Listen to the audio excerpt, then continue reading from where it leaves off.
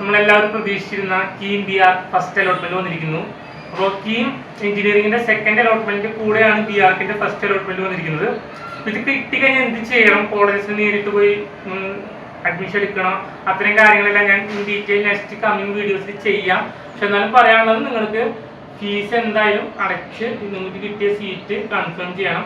Next allotment, അതായത് B ആർക്കിന്റെ second allotment അല്ലെങ്കിൽ കീം എഞ്ചിനീയറിംഗിന്റെ തേർഡ് അലോട്ട്മെന്റ് സംഭവിക്കുന്നത് നിങ്ങൾക്ക് ഇതാവണമെങ്കിൽ നിങ്ങൾ ഇത് അപ്രൂവ് കൊടുക്കണം, അല്ലെങ്കിൽ സേവ് ചെയ്യേണ്ടതാണ്. അപ്പോൾ ഇത്രയും കാര്യങ്ങളെല്ലാം ശ്രദ്ധിക്കുക. അലോട്ട്മെന്റ് കിട്ടിയ എല്ലാ കുട്ടികൾക്കും ഒരിക്കൽ കൂടി ബെസ്റ്റ് വിഷസ്.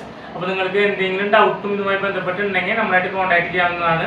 ഇനി കീം അലോട്ട്മെന്റ് പ്രോസസ്സിൽ പങ്കെടുത്തിട്ട് സീറ്റ് കിട്ടാത്ത കുട്ടികൾക്ക് റിപ്പീറ്റ് ചെയ്യാൻ ആഗ്രഹമുണ്ട്.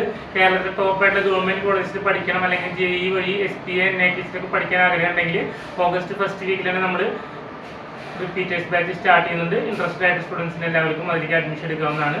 Thank you. ഇഗ്നൈറ്റിലാണ് ഞാൻ ഇപ്പോൾ ആദ്യമായിട്ട് അവിടേക്ക് പഠിക്കാൻ പോയിരിക്കുന്നത്.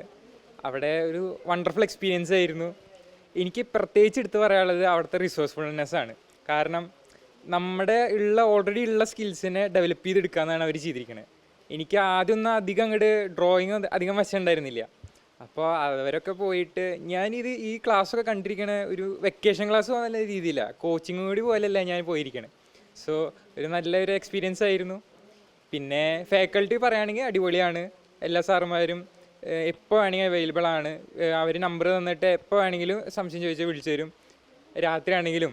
അപ്പോൾ അവരുടെ ഒരു സഹകരണം എനിക്ക് റാങ്ക് കിട്ടാൻ സഹായിച്ചിട്ടുണ്ട്.